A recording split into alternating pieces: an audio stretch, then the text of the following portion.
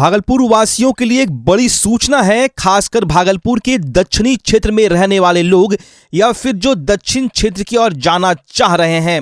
दरअसल भागलपुर के दक्षिणी क्षेत्र को कनेक्ट करने वाला भोलानाथ और बौंसी पुल एक महत्वपूर्ण रास्ता है, परंतु अब कुछ दिनों तक इस पर परिचालन पर पूर्णतः रोक लगा दी गई है। जी हां, जैसा कि आप लोगों को मालूम है कि भोलानाथ आरओबी का निर्माण किया जा रहा है और अब इसमें गति आ गई है। अब भोलानाथ फ्लाईओवर के लिए पाइलिंग का कार्य शुरू होने जा रहा है। इसके लिए शीतला स्थान चौक से बौंसी रेलवे अंडरपास के बीच फिलहाल परिचालन पर रोक लगा दी गई है। तो अगर आप मिर्जान से शीतला स्थान चौक होते हुए बौंसी पुल की ओर जाना चाह रहे हैं तो आप नहीं जा पाएंगे, क्योंकि आवागमन पर प्रशासन ने रोक लगा दी है। दोपहिया वाहन समेत अन्य सभी प्रकार के वाहन के परिचालन पर पूर्णतः रोक लगा दी गई है। ट्रैफिक पुलिस की ओर से सड़क पर दोनों ओर से बैरिकेडिंग भी कर दी गई है और आवागमन को बंद कर दिया गया है। ऐसी स्थिति में लोगों को वैकल्पिक रास्तों का उपयोग करना पड़ेगा। हम आपको बता दें कि मिर्जान से शीतला स्थान चौक और भीकनपुर गुमटी नंबर 3 के बीच लगभग 1400 मीटर का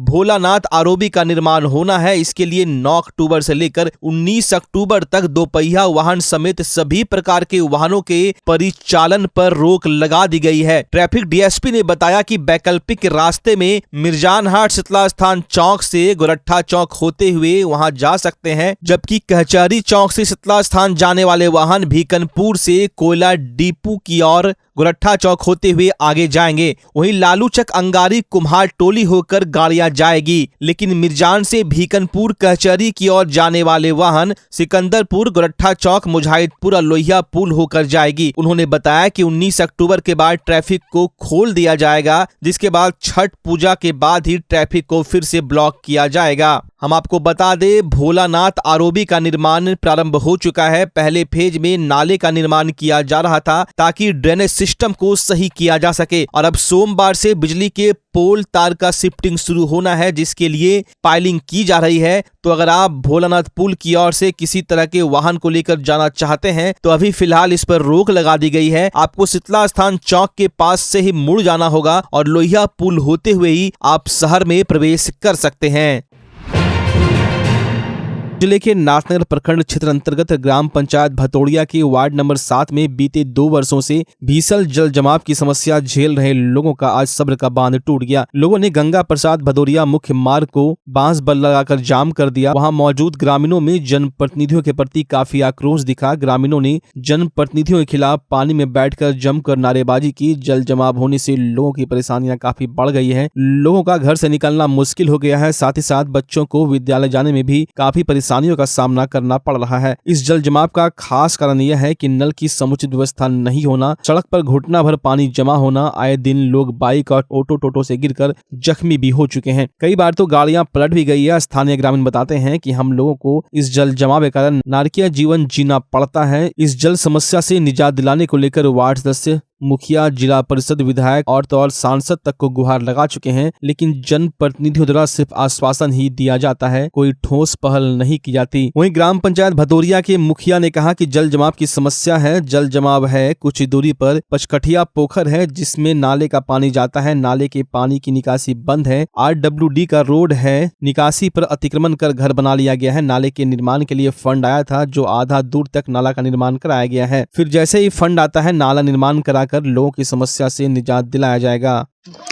परेशानी है यहाँ। सबसे पहली बात तो पानी बहुत ज़्यादा है और यहाँ से बच्चा स्कूल जाने में उसको दिक्कत होता है।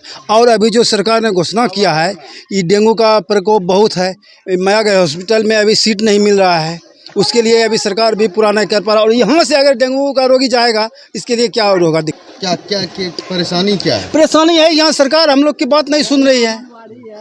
इस बगल में आंगनबाड़ी भी है, छोटी छोटी बच्ची लोग और बच्चे लोग आते हैं। 1-2 बार तो सुनने में आया कि गिर गया है, कोई ग्रामीण लोग ही उसको निकाला है पानी से। ये तो 2-3 साल से है जल जमाव। 2-3 साल? हाँ, बैसाख में भी पानी रहता है। इतना पानी का निकासी कारण है कि रोड सही से नहीं बना है, नाली का प्रॉब्लम है। बच्चा जब जन्म लेता है तो कई बार बच्चा तुरंत नहीं रोता है, रोने में देर हो जाता है। ऐसे में बच्चा क्षतिग्रस्त हो जाता है और उसके बचने की संभावना कम हो जाती है, और यदि बचा तो भविष्य में उसमें विकलांगता की समस्या आती है, जिसे सीपी कहते हैं, जिसका कोई माकूल इलाज नहीं है और ज़िंदगी भर बच्चा विकलांगता से जूझ सकता है। ऐसे में पूरे संसार में कूलिंग थेरेपी का सहारा लिया जाता है। जन्म से ठीक 6 घंटा के अंदर यदि उसको कूलिंग थेरेपी दिया जाए तो उससे उसका सीपी की समस्या कम होती है और बचने की भी संभावना बढ़ती है। पहली बार बिहार झारखंड में आपके शहर के स्नेह नवजात शिशु बाल सेवा केंद्र में यह मशीन उपलब्ध है। कभी भी ऐसी बात हो कि बच्चा रोने में विलम्ब हो गया तो आप स्नेह नवजात शिशु बाल सेवा केंद्र में जरूर संपर्क करें।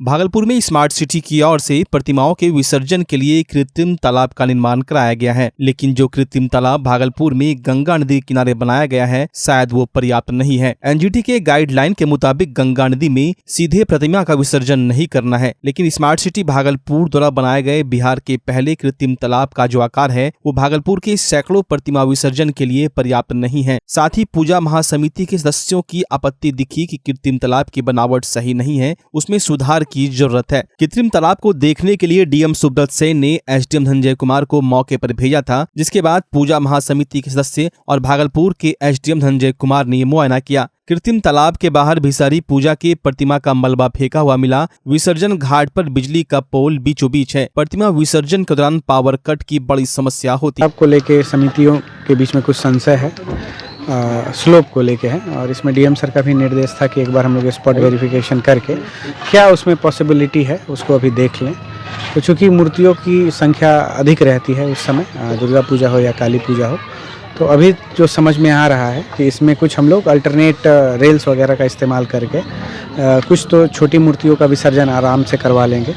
कुछ बड़ी प्रतिमाएं भी रहती हैं, तो एक साथ में ही जैसे हर एक वर्ष हम लोग 2 कृत्रिम तालाब का निर्माण करवाते थे, तो चूंकि एक ऑलरेडी अभी स्मार्ट सिटी के माध्यम से एक बना हुआ है परमानेंट स्ट्रक्चर, तो एक यहाँ पे साइड में एक कृत्रिम तालाब हम लोग बनवा के जो भी बड़ी प्रतिमाएं होंगी उसका विसर्जन वहाँ पे करवा लेंगे। ये तो इसकी देखिए, पावर कट का अभी जो वर्तमान जो अवेलेबल रिसोर्सेस है, जैसे अंडरग्राउंड वायरिंग को अभी अब अगर हम ना सोचें, क्योंकि अभी वो है नहीं यहाँ पे, तो उसमें एक यही जो मूल समस्या ये आती है कि किसी भी क्षेत्र की मूर्तियों के बीच में बहुत दूरी हो जाती है। उदाहरण के तौर पे अगर मान लीजिए किसी क्षेत्र में 10 मूर्तियां हैं, तो 9 मूर्तियां तो निकल जाती है, 1 मूर्ति रह जाती है बहुत पीछे, उसके कारण पूरे एरिया को सफ़र करना पड़ता है। उसमें मेरा समितियों से भी अनुरोध होगा और हम लोग भी इसमें लगेंगे कि जो भी क्षेत्र की मूर्तियाँ निकले वो एक साथ सभी मूर्तियाँ निकल जाए, तो उस एरिया में हम लोग पावर रिस्टोर करवा पाएंगे। लास्ट ईयर भी दुर्गा पूजा में मुझे याद है कि इन लोगों के लगे रहने के कारण बहुत जल्दी विसर्जन हुआ था और एरिया वाइज हम लोगों ने पावर बहुत जल्दी रिस्टोर कर दिया था।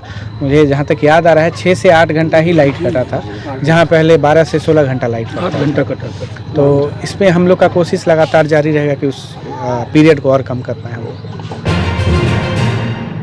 कोसी और गंगा से घिरा नौगछिया अनुमंडल में छात्रों को शिक्षित बनाने के लिए सरकार ने नौगछिया में मदन अहिल्या महिला कॉलेज का निर्माण तो करवा दिया, मगर दूर दराज से नौगछिया पढ़ने आने वाले गरीब छात्राओं के लिए कई वर्षों से बनकर तैयार छात्रावास धूल फांक रहा है। इसको लेकर कॉलेज की छात्राएं आज से भूख हड़ताल पर बैठ गईं। उनकी मांग है कि कॉलेज में वर्षों से बनकर तैयार छात्रावास को चालू किया जाए। आपको बता दें कि नौगछिया पुलिस जिले के एकमात्र महिला कॉलेज होने के साथ साथ नौगछिया से सटे जिला कटिहार, खगड़िया, पूर्णिया, मधेपुरा, बांका, भागलपुर की छात्रा भी इससे लाभान्वित होती हैं। दूर से आने वाली छात्रा रोज कॉलेज नहीं आ पाती, जिससे उनका 75% हाजिरी पूरी नहीं हो पाती। वैसे छात्राओं को रहकर पढ़ाई करने के लिए कॉलेज कैंपस में 2 छात्रावास का निर्माण भी करवाया गया, मगर वो आज तक चालू नहीं हो पाया। एक छात्रावास वर्ष 2004 में बनाया गया, जिसे हैंडओवर तो कर दिया, मगर वो चालू नहीं हो सका। वहीं वर्ष 2008 में एक और छात्रावास का निर्माण करवाया गया, जो अब तक हैंडओवर नहीं किया गया है। दोनों छात्रावास का आलम यह है कि यह खंडर में तब्दील हो चुका है, दीवारें झड़ने लगी है, कभी भी बड़ा हादसा हो सकता है। बिना छात्रावास चालू हुए ही मरम्मती का कार्य करवाना अति आवश्यक है। इसके बावजूद अब तक छात्रावास को चालू नहीं करवाया गया है, जिससे छात्रों का पैसा खर्च कर दूर दराज से कॉलेज आना पड़ता है।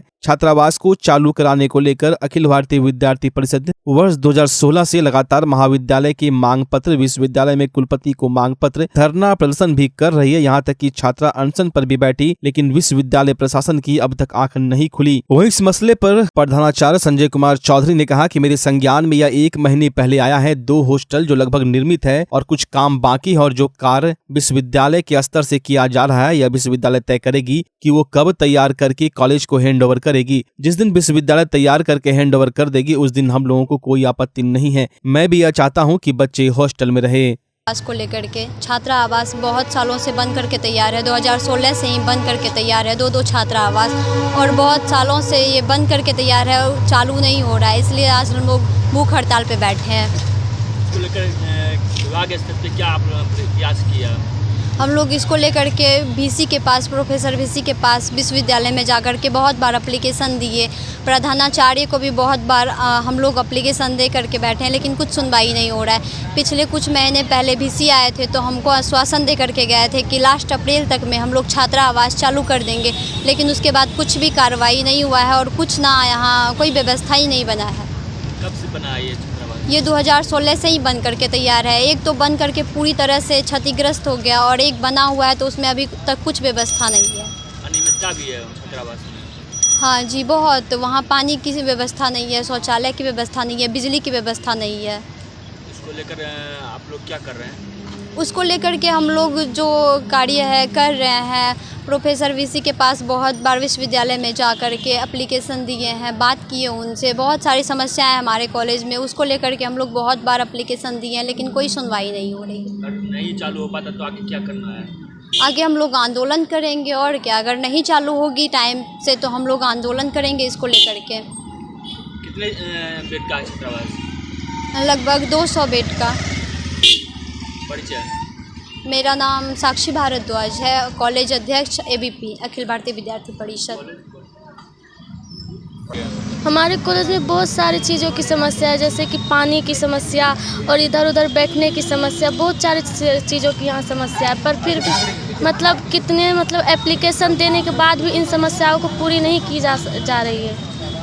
आज हड़ताल पे क्यों बैठी हुई हो? इस समस्या को लेकर, ताकि जल की सुविधा हमारे कॉलेज में हो, बैठने की सुविधा हो, हर चीज़ की सुविधा हमारे कॉलेज में हो, इसीलिए मदद नहीं लिया।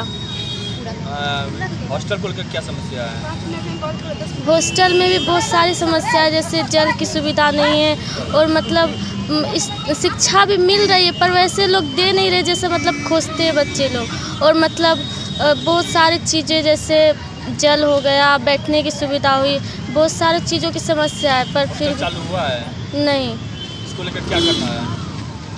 समस्या को ख़त्म करना है। अब हम लोग धरना पे बैठे हैं तो समस्या ख़त्म करने के लिए ना बैठे हैं। क्या नाम हुआ? अफसाना। क्या? अफसाना। हड़ताल पे बैठी है। यहाँ पे कॉलेज में बहुत सारी समस्या है। यहाँ बैठने के लिए जगह नहीं है, ना ही पानी पीने के लिए पानी है। हॉस्टल है तो उसका भी उपयोग नहीं हो रहा है। यहाँ पे ऐसे ही खाली पड़ा है हॉस्टल। कॉलेज प्रशासन यानी वर्तमान में मेरे संज्ञान में ये 1 महीना पहले आया है। कॉलेज के पास 2 हॉस्टल जो लगभग निर्मित है, कुछ काम उसमें बचा है, और जो भी कार्य है वो विश्वविद्यालय के स्तर से किया जा रहा था और किया जा रहा है। तो ये विश्वविद्यालय तय करेगी कि कब वो तैयार करके कॉलेज को हैंडओवर करेगी। जिस दिन विश्वविद्यालय तैयार करके हैंडओवर कर देगी, हम लोगों को कोई आपत्ति नहीं है कि उस बच्चे रहें। ये मैं भी चाहता हूँ कि बच्चे रहें, इसलिए कि 75% अटेंडेंस होने के कारण स्टूडेंट्स की संख्या काफ़ी बढ़ रही है, और स्टूडेंट्स जो गरीब छात्राएं हैं वो काफ़ी दूर से आती हैं, तो वो यहाँ रहें, उनकी व्यवस्था यहाँ हो। 200 छात्रों का व्यवस्था यहाँ हॉस्टल में हो सकता है, लेकिन ये कॉलेज प्रशासन ने 2 बार, मेरे टेन्योर में मैंने 2 बार लिखा है वीसी को, विश्वविद्यालय प्रशासन को, अभी तक मुझे कोई सकारात्मक पहल दिख नहीं रहा है। आज मैं फिर उन्हें लिखूंगा। आगे मेरी शुभकामनाएं समूह के साथ है। सर आज बच्चे लोग भूख हड़ताल पे हैं, इसको लेकर क्या कहेंगे सर? बच्चे लोग नाहक भूख हड़ताल पर हैं। भूख हड़ताल पर रहना नहीं चाहिए, पढ़ना चाहिए। क्लासेस चल रहे हैं, क्लास करें। ये एक समय सीमा है जिसमें धीरे धीरे काम होगा। जब मैं पहल कर ही रहा हूँ तो भूख हड़ताल करके दबाव नहीं बनाना चाहिए। एक दिन में तो काम होगा। जो काम इतने दिनों से नहीं हुआ है उसको मैं एक दिन में कहाँ से कर सकता हूँ। और मैं तो चिट्ठी लिखूँगा, विश्वविद्यालय उस पर एक्शन में आएगा। विश्वविद्यालय को इंजीनियरिंग सेक्शन के इंजीनियर आएंगे, वो इसके एस्टीमेट को चेक करेंगे, कहाँ बढ़ा है घटा है उसको देखेंगे। फिर विभागीय स्तर से कॉलेज प्रशासन को आदेश अगर आता है कि आप इसे पूरा करें तो कॉलेज प्रशासन करेगा। इसके लिए डेवलपमेंट कमेटी से पारित है। नगर निगम के सभागार में नगर आयुक्त डॉक्टर योगेश सागर की अध्यक्षता में दुर्गा पूजा, दीपावली और लोक आस्था के महापर्व छठ की तैयारी को लेकर शांति समिति और दुर्गा पूजा समिति के सदस्यों के साथ शहर के प्रबुद्धजनों के साथ बैठक का आयोजन किया गया, जिसमें दुर्गा पूजा से लेकर छठ तक शहर में किस प्रकार से साफ सफाई की जानी है जिससे लोगों को कहीं से कोई परेशानी का सामना न करना पड़े, इसको लेकर चर्चा की गई। वहीं लगातार जिले में बढ़ रहे डेंगू को देखते हुए शांति समिति के सदस्यों ने नगर निगम पर कई सवाल खड़े किए। ठीक तरीके से फॉगिंग नहीं होने और कई जगहों पर जल जमाव की समस्या को अविलंब दूर करने की मांग शांति समिति के लोगों द्वारा की गई। वहीं सफाई व्यवस्था को भी चुस्त दुरुस्त करने की मांग की गई। वहीं एजेंसी के काम से शांति समिति के लोग नाखुश दिखे। भागलपुर की समाहरणालय स्थित समीक्षा भवन में प्रमंडलीय आयुक्त संजय कुमार सिंह ने भागलपुर, बांका जिलाधिकारी सहित सभी वरीय पुलिस पदाधिकारियों एवं सभी विभागों के अधिकारियों के साथ अहम बैठक की। इस बैठक में कई बिंदुओं पर सिलसिलेवार ढंग से वार्ता की गई। शहर के सभी विभागों में जो कमी है उसे जल्द दुरुस्त करने का निर्देश दिया गया। उसके बाद सभी विभागों में जितनी परेशानियां हैं अधिकारियों ने प्रमंडलीय आयुक्त के सामने रखी। प्रमंडलीय आयुक्त ने निर्देश देते हुए कहा कि जल्द इन कमियों को पूरा किया जाए, तभी हमारा भागलपुर स्मार्ट शहर बन पाएगा। वहीं उन्होंने जमीन विवाद स्मार्ट सिटी के तहत चल रही योजना को जल्द दुरुस्त करने का भी निर्देश दिया।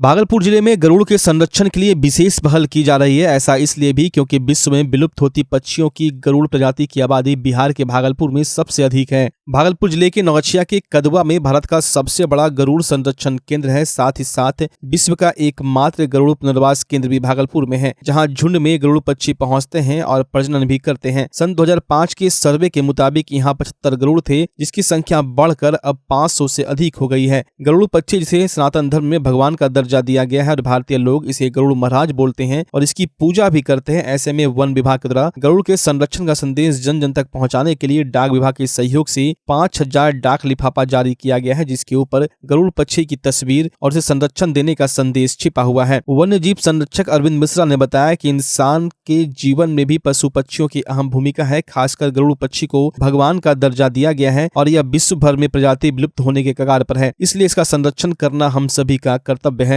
वहीं डीएफओ भरत चिंतापल्ली ने बताया कि यह खास लिफाफा के माध्यम से गरुड़ संरक्षण में हमें मदद मिलेगी। डाक के माध्यम से यह लिफाफा जहां भी पहुंचेगी वहां तक गरुड़ संरक्षण का संदेश भी जाएगा। मंदार नेचर क्लब के अध्यक्ष तपन घोष ने बताया कि हम लोगों ने 2006 में यह पता लगाया कि भागलपुर में बड़े गरुड़ अपना घोंसला बना रहे हैं और अंडे भी दे रहे हैं। इसके बाद सर्वे में देखा गया कि नौगछिया के कदवा में काफी संख्या में घोंसला मौजूद है। फिर वहां के लोगों में जागरूकता फैलाई गई ताकि वह गरुड़ का संरक्षण करे। मेन मुद्दा यही था कि स्पेशल कवर एंड कैंसिलेशन जो होता है उसको रिलीज करें। स्पेशल कवर एंड कैंसिलेशन एक लिमिटेड नंबर में पब्लिश होता है, सिर्फ एक बार। तो 5000 पब्लिश हुए हैं आज गरुड़ का स्टैम्प कवर और कैंसिलेशन। आपने देखा होगा इसमें एक लेमन्स लैंग्वेज में बोलूँ तो इसमें 3 चीज़ें होती हैं। एक तो एक कवर होता है जिसको हम स्टैम्प कवर बोलते हैं, उस पर एक स्टैम्प चिपकाते हैं। दूसरा भाग स्टैम्प होता है जिस पर स्टैम्प चिपकाते हैं। तीसरा भाग और सबसे इम्पोर्टेंट एक कैंसिलेशन का स्टैम्प रहता है जो भी यूनिक होता है, जो कि सबसे मतलब अनोखा होता है। उसी से इस स्टैम्प पे कैंसिलेशन किया जाता है, इस पे थप्पा लगा के। तो ये तीनों का मिश्रण को हम स्पेशल कवर एवं कैंसिलेशन बोलते हैं। ये ऐसे 5000 रिलीज़ हुए हैं, जिसमें 300 जो है हमने डाक विभाग को दे दिया है ताकि ये आगे जो भी इंटरेस्टेड हैं उनको दे सके। और बाकी जो है विभाग में ही हम देंगे जो भी VIPs हैं जो भी जनप्रतिनिधियाँ हैं सबको मिलेंगे, जो भी इंटरेस्टेड है इस फील्ड में उन सबको मिलेंगे। और मेन एम यही है कि ग्रेटर एजुटेंट आज का विषय नहीं है। 2005 से भागलपुर का स्टोरी से जुड़ा हुआ है ग्रेटर एजुटेंट। 2005 में जब इसका फर्स्ट टाइम सर्वे हुआ था तब 75 पाए गए थे। आज इसकी संख्या मिनिमम 500 है। मैं मिनिमम बोल रहा हूँ आपको नंबर। तो this is a very big success story. अगर आप कोई भी वाइल्ड लाइफ स्टोरी देखें दुनिया में, इतना पॉपुलेशन जंप करना किसी एक जगह बहुत बड़ा सक्सेस स्टोरी है। तो सबसे पहले हम ये मानते हैं कि हमें पहले इस चीज़ को रिकॉग्नाइज करना चाहिए भागलपुर वासियों को, जिससे पहले कोई और रिकॉग्नाइज करें। तो first we have to recognise it कि हम इतना दूर आए हैं, ताकि आगे भी हम लोग यही काम अच्छा काम करते रहें। विश्व डाक दिवस के अवसर पर डाक विभाग 9 अक्टूबर से 13 अक्टूबर तक राष्ट्रीय डाक सप्ताह मना रही है। 5 दिनों तक चलने वाले डाक सप्ताह कार्यक्रम में प्रत्येक दिन अलग अलग विषयों पर कार्यक्रम आयोजित किए जा रहे हैं। आज 9 अक्टूबर को राष्ट्रीय डाक सप्ताह का कार्यक्रम का आयोजित किया गया। वहीं 10 अक्टूबर को वित्तीय शक्तिकरण चौपाल का कार्यक्रम आयोजित किया जाएगा। 11 अक्टूबर को डाक संग्रह व डिजिटल इंडिया विषय पर बच्चों के बीच निबंध क्विज प्रतियोगिता का आयोजन किया जाएगा। वहीं साथ ही सेमिनार का भी आयोजन किया जाएगा। 12 अक्टूबर को मेल्स व पार्सल दिवस कार्यशाला का आयोजन किया जाएगा। राष्ट्रीय डाक सप्ताह के अंतिम दिन 13 अक्टूबर को अंत्योदय दिवस कार्यक्रम का आयोजन होगा, जिसमें संगोष्ठी की जाएगी, पिछड़े व गरीबों के उत्थान पर परिचर्चा की जाएगी और आधार के लिए शिविर का आयोजन किया जाएगा। यह प्रत्येक जिला में आयोजित होगा। जानकारी प्रेस वार्ता के दौरान पूर्वी प्रक्षेत्र भागलपुर की डाक महाअध्यक्ष जो है राष्ट्रीय डाक सप्ताह की शुरुआत होती है। आने वाले जो बना रहे हैं 9 अक्टूबर से, यानी आज से लेकर 13 अक्टूबर तक प्रत्येक दिन हम अलग अलग दिवस मनाते हैं। आज विश्व डाक दिवस है, पूरी दुनिया में मनाया जा रहा है, क्योंकि डाक दुनिया की सबसे पुरानी संचार प्रणाली है जो लोगों के पत्रों को, पार्सलों को दुनिया भर में एक जगह से दूसरी जगह पहुंचाती है। कल यानी मंगलवार 10 अक्टूबर को हम लोग वित्तीय सशक्तिकरण दिवस मनाएंगे। इस दिन हम लोग जो बचत बैंक को प्रोत्साहित करने के लिए आयोजन करते हैं। इस दिन हम लोग डाक चौपाल का आयोजन करेंगे। पूरे पूर्वी क्षेत्र के सभी डिवीजनों में डाक चौपाल का आयोजन होगा। जो हमारे ग्राहक हैं, एजेंट हैं, जो जीडीएस हैं, विभागीय कर्मचारी हैं, उनके लिए क्विज का आयोजन होगा ताकि उनका ज्ञान वर्धन हो।